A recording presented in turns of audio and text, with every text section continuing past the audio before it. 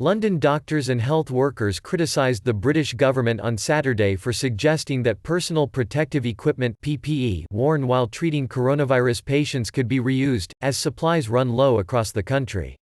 Britain is at or near the peak of a health crisis in which more than 15,000 people have died, the fifth highest national death toll of a pandemic linked to at least 150,000 deaths worldwide.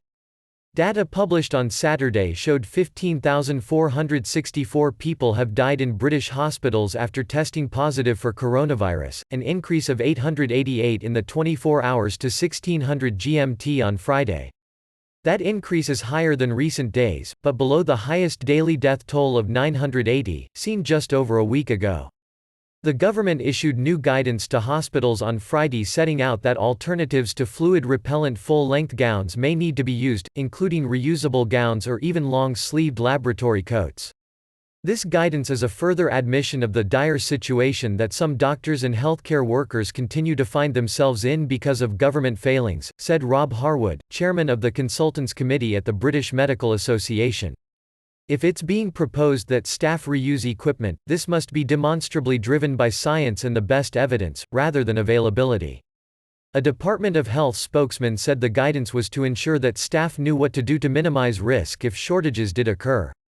They said the new rules remained in line with international standards.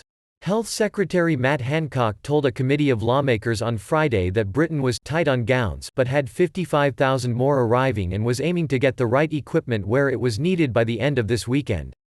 The trade union Unite said it had told its members they could lawfully refuse to work to avoid risk of injury, describing the situation over PPE as a national scandal. The Royal College of Nursing said it had written in the strongest terms to express its concerns over the rules change, and said they had not been consulted about them.